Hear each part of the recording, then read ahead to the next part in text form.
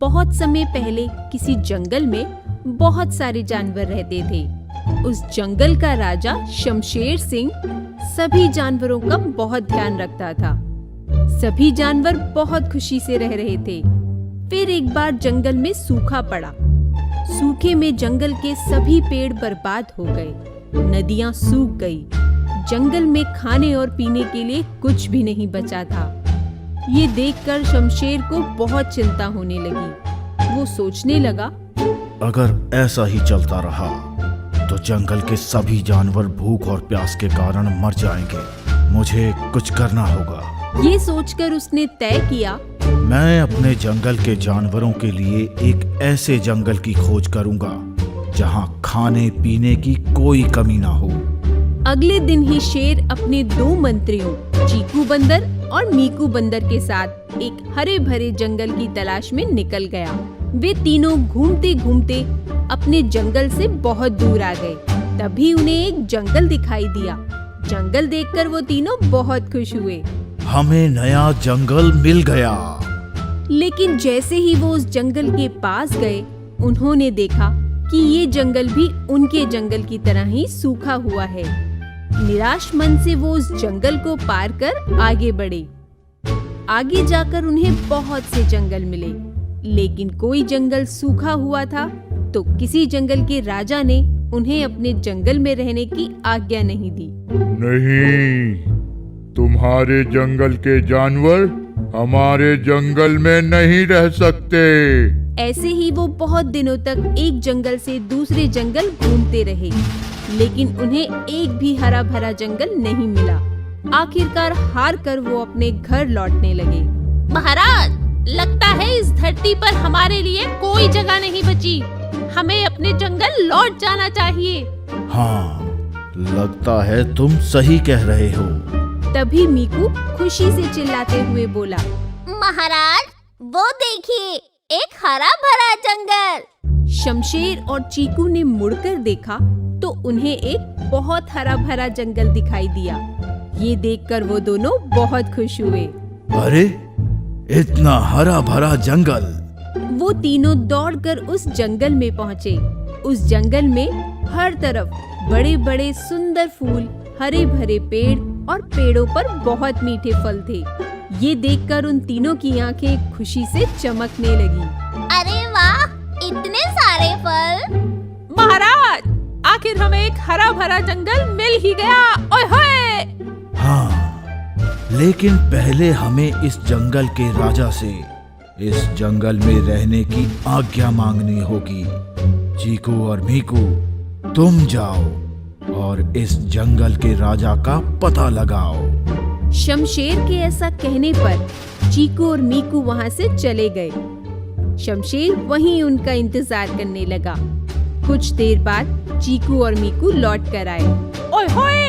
महाराज, हमने पूरा जंगल देख लिया, लेकिन इस जंगल में कोई नहीं है।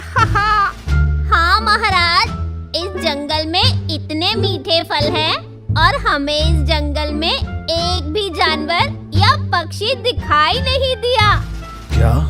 अगर ऐसा है तो तुम दोनों कल सुबह ही हमारे जंगल जाकर सभी जानवरों को यहाँ लेकर आओ। अब से ये हमारा जंगल होगा, हमारा। आओ, अब मीठे फल खाएं। उन तीनों ने बहुत मजे से मीठे फल खाए। तभी मीकू की नजर एक सुंदर फूल पर पड़ी। फूल बहुत बड़ा था, उसकी कलियां खिली हुई थी। अरे, इतना सुंदर फूल! मीकू उस फूल के पास गया, लेकिन जैसे ही उसने फूल को छुआ, फूल की कलियां बंद हो गई और मीकू का मुंह उसमें फंस गया। महाराज, मुझे बचाइए! चीकू और शमशेर ने मुड़कर देखा तो दौड़कर मीकू के पास आए। शमशेर ने किसी तरह फूल की कलियों को खोलकर मीकू को बचाया, लेकिन फूल के नुकीले दांतों से चीकू का मुंह जख्मी हो गया।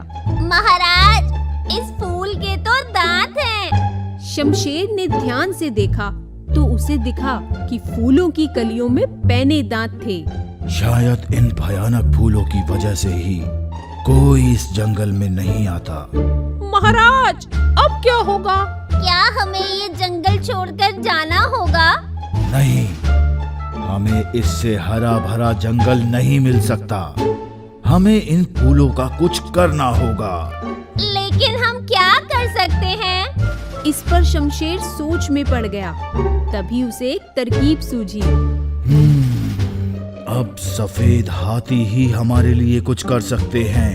ये कहकर उसने आंखें बंद की और बोला, सफेद हाथी आओ ना, मुसीबत दूर भगाओ ना।